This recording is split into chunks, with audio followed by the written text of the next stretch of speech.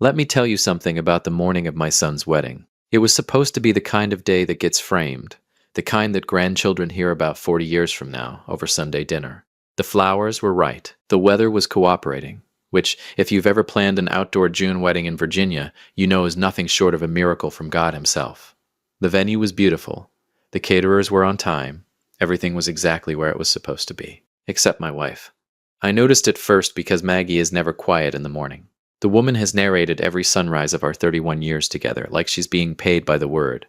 She hums while she makes coffee. She talks to the plants. She once held a full conversation with a bird on our windowsill and seemed genuinely offended when it flew away mid-sentence. So when I woke up that morning, and the room was still, I mean completely still, something in my chest moved before my brain caught up. I sat up. Her side of the bed was empty, sheets cold. The bathroom door was shut. No humming. No running water. No commentary about the weather, or what she planned to wear, or how she hoped Smith remembered to eat breakfast before the ceremony. Just silence. I swung my legs off the bed and walked to the bathroom door. I knocked twice. Light, the way you do when you already sense something is wrong, but you're still hoping you're overreacting. Nothing. I opened the door. And what I saw? I want you to stay with me here, because what I saw in that moment is the kind of thing that rearranges something permanent inside a man. Maggie was standing in front of the mirror, both hands gripping the edge of the sink. Her knuckles were white. She was still in her robe. And her hair, her beautiful silver hair that she had spent the last 2 years carefully growing out, was gone. Not trimmed. Not styled differently. Gone. Chunks of it were sitting in the sink like scattered feathers after a storm. What was left on her head was uneven, jagged, like someone had used scissors the way a child uses scissors. Rushed. Careless. Almost aggressive. She wasn't crying.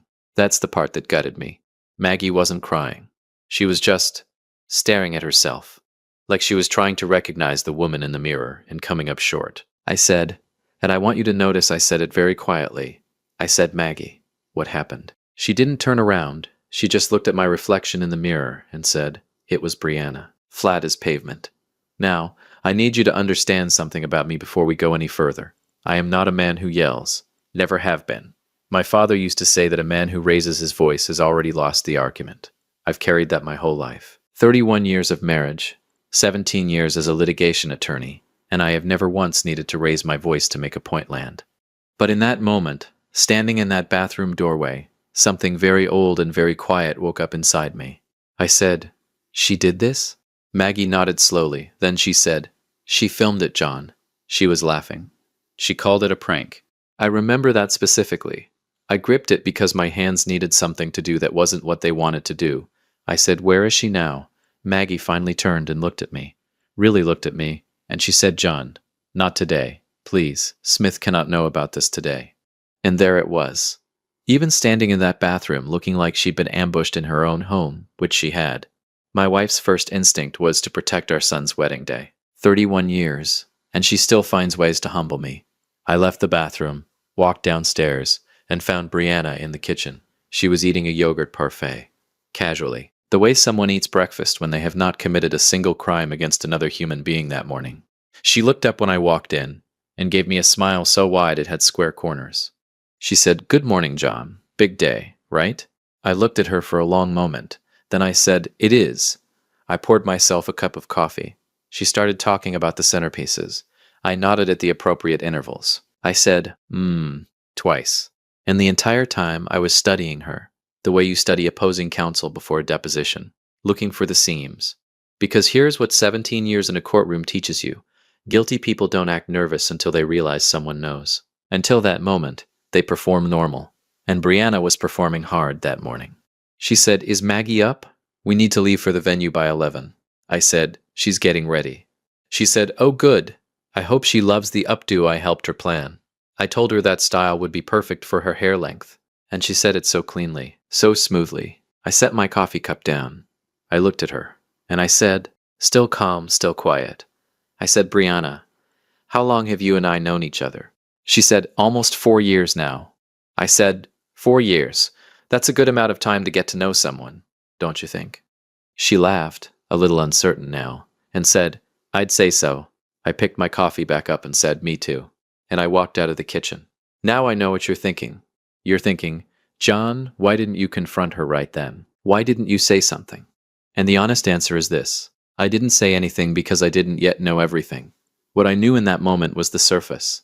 What Maggie had told me was the headline, but I have spent too many years in too many courtrooms to react to headlines. Headlines are what people want you to see. The story is always underneath. And something, call it instinct, call it 31 years of knowing my wife, something told me that what happened in that bathroom that morning was not the beginning of this story.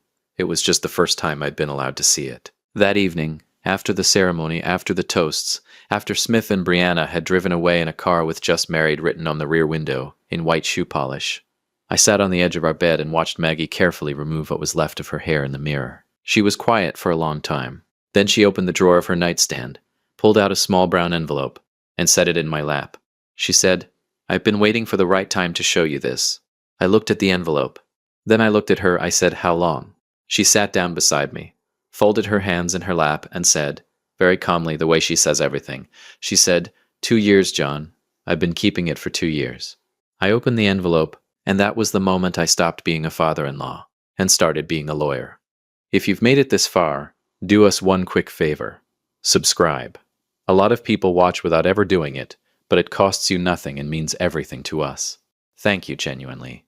This is the thing about evidence. In a courtroom, evidence doesn't care about your feelings. It doesn't care about your history, your intentions, or the perfectly reasonable explanation you've been rehearsing in your head.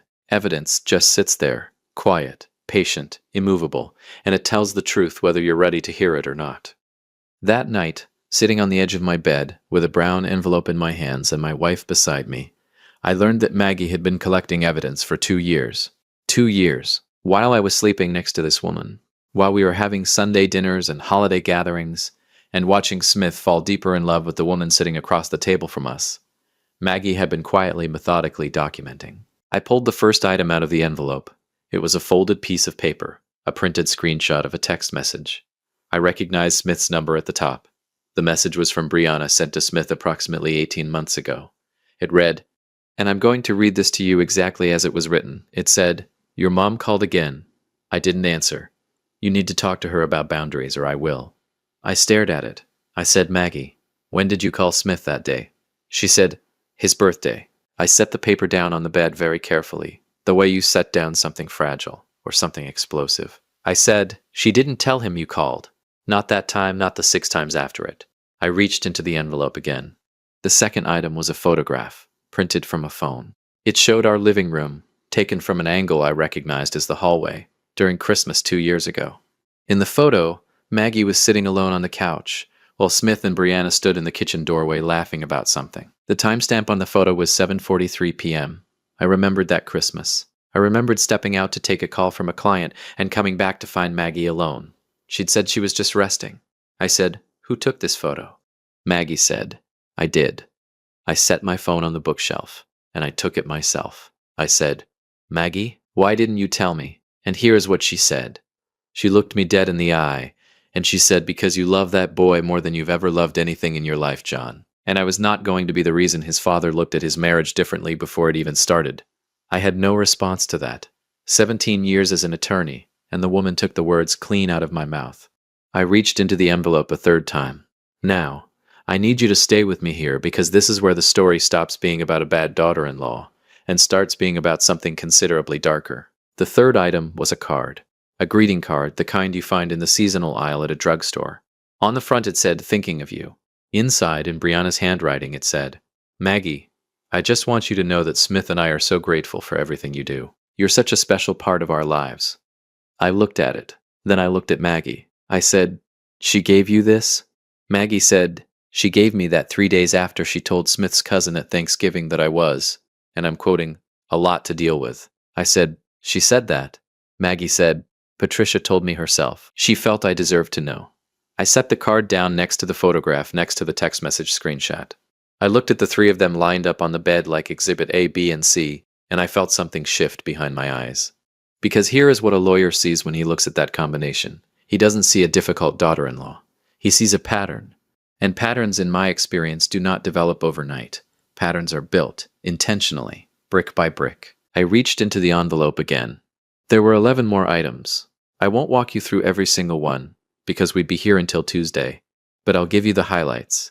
And I use that word with tremendous sarcasm. There was a screenshot of a comment Brianna had left on a neighborhood Facebook group, under a fake profile name which Maggie had traced back to her through a mutually shared photo, describing an unnamed neighbor as the kind of older woman who makes every family gathering about herself. Posted 2 days after Easter. Our Easter, there was a voicemail transcribed by hand in Maggie's neat cursive because she'd accidentally deleted the audio. From Brianna to Smith, intercepted on our home phone during a visit when Brianna had dialed the wrong number. In it, Brianna told Smith that his mother had made a comment about the wedding flowers. No such comment had been made. Maggie hadn't said a single word about those flowers. I know because I was sitting right next to her when the subject came up. There was a birthday card Maggie had received from Smith last year, the one she'd cried about, the one she'd told me was the sweetest thing he'd ever written her. I'd seen her fold it and put it in her jewelry box. What I hadn't known, what I was learning right now at 11 o'clock at night on my son's wedding day, was that the card Smith thought he'd mailed himself had actually been pre-written by Brianna.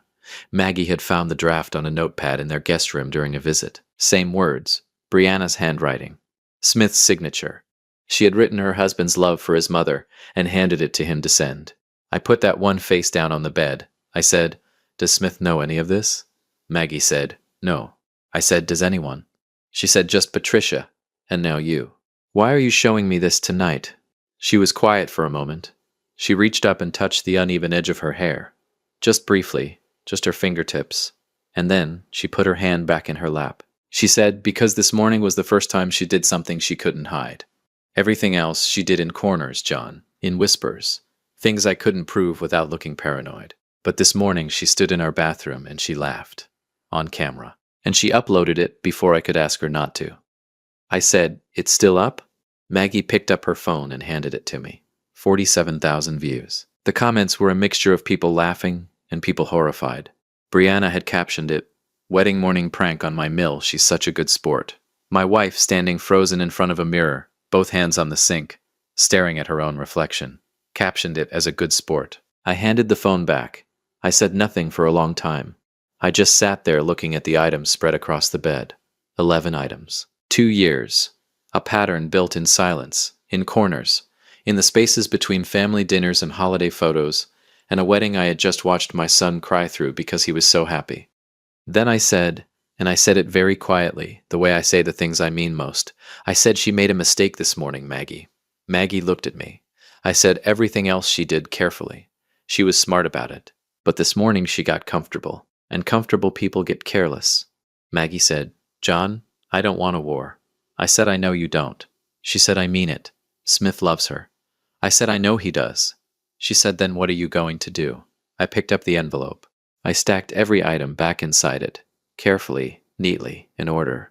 I folded the top down. I held it in both hands for a moment. Then I said, "I'm going to do what I should have done 2 years ago if you'd shown me this 2 years ago." She said, "Which is?" I said, "Make sure the right people see exactly who she is. Not with anger, not with accusations.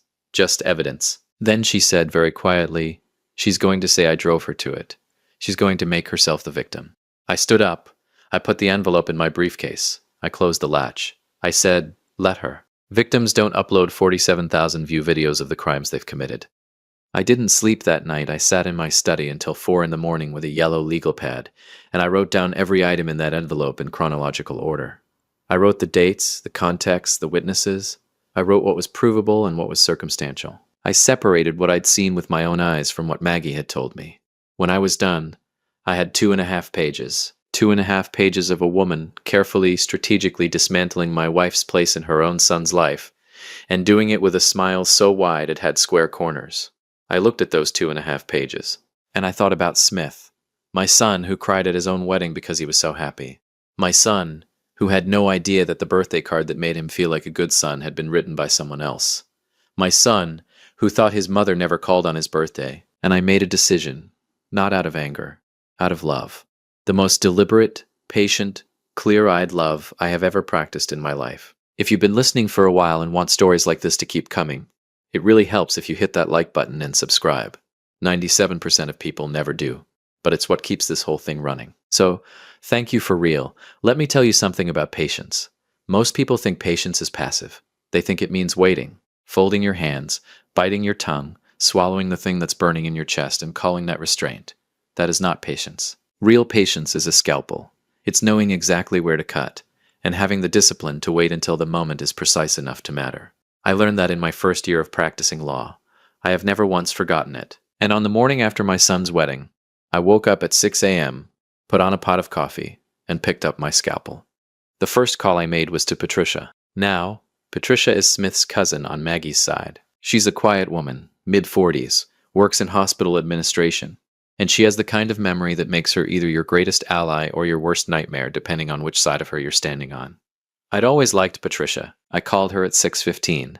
She picked up on the second ring, which told me she'd been expecting this call for longer than I had. I said, "Patricia, it's John." I said, "How many people in the family have seen it?" She was quiet for exactly 3 seconds, then she said, "John, everyone has seen it." I said, "Good." I said, "I need you to make sure it stays visible. Don't share it yourself. Just don't let it disappear quietly. Can you do that?" Another pause. Then she said, "Consider it done." I said, "Thank you, Patricia." She said, "John, how is Maggie?" I looked across the kitchen at my wife, who was sitting at the table in her robe, both hands wrapped around a coffee mug, staring out the window at the garden she'd planted the year Smith started high school. I said, "She's Maggie. She's the strongest person I've ever known, and she'll never admit it."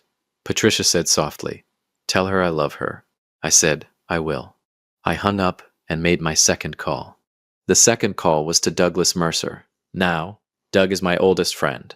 38 years. We went to law school together, survived the bar exam together, and have had standing Thursday lunch reservations at the same restaurant for the last 22 years. He is also, relevantly, one of the most respected family law attorneys in the state of Virginia. I called him at 6:30. He picked up and said, "I saw the video." I said, "Does everyone wake up knowing things before I call them?" He said, "John, it has 47,000 views. It had 47,000 views last night. It has considerably more than that this morning." I said, "How many more?" He said, "Check your phone." I pulled the phone away from my ear and opened the app. 219,000 views. The comments had shifted overnight. The laughter was gone. What remained was something considerably less forgiving. People tagging the account. People asking for names. People who had experienced similar things and were not being quiet about it. The internet, when it decides to care about something, is remarkably thorough. I put the phone back to my ear. I said, "Doug, I need an hour of your time this week." He said, "You have it. But John, before you come in, I need to ask you something." I said, "Ask." He said, "What's the goal here? Because there's a difference between making her uncomfortable and making this stick." I said, "I want Smith to see who he married. Clearly, without his father's fingerprints on the revelation." Doug was quiet for a moment. Then he said, "That's the hardest kind of thing to engineer." I said, "I know. That's why I'm calling you." He said, "Thursday, noon. Don't be late." I said, "I'm never late." He said, "You were late in 1987. I said, "That was a different century, Doug." The third call I didn't make with my voice. I sat down at my desk, opened my laptop, and composed an email. It was addressed to Brianna, not to Smith, not to both of them. To Brianna specifically, at her personal email address, which I had because she'd used it to send me a Father's Day card 18 months ago, a card I now understood in a completely different light. The email was 4 sentences long. It said, "Brianna, I hope the first morning of your marriage finds you well. I wanted to reach out personally, to let you know that I've been thinking about what happened yesterday, and I believe the three of us, you, Maggie, and I, should sit down together when you return from your honeymoon. There are some things I'd like to share with you that I think will be valuable for everyone going forward. Travel safely." I read it back 3 times. No accusations, no anger, no signal of what was coming. Just 4 sentences that I knew, would keep her awake for the entire 2-week honeymoon. I pressed send. Then I closed the laptop and went to make Maggie breakfast. They came back on a Tuesday. Brianna called me the morning after they landed. I'd expected her to wait, to compose herself, to rehearse. But she called at 8:47 in the morning, and her voice had the particular texture of someone who has been rehearsing since the Bahamas. She said, "John, we're back. I got your email. I'm so glad you reached out. I've actually been wanting to talk to you too." I said, "Saturday, 2 o'clock, our house." She said, "Of course, yes, absolutely." I said, "Just you and Maggie and me. Smith has plans with his college friends that afternoon." A pause. Microscopic. If I hadn't been listening for it, I'd have missed it. She said, "Oh, sure, that works." I said, "Wonderful, see you Saturday." I hung up. Maggie was standing in the kitchen doorway. She said she agreed. I said, immediately. Maggie said that means she's planning something. I said, of course she is. Maggie said, doesn't that worry you? I said, Maggie, I have been in rooms with people planning things against me for 17 years. You know what I've learned? She said, what?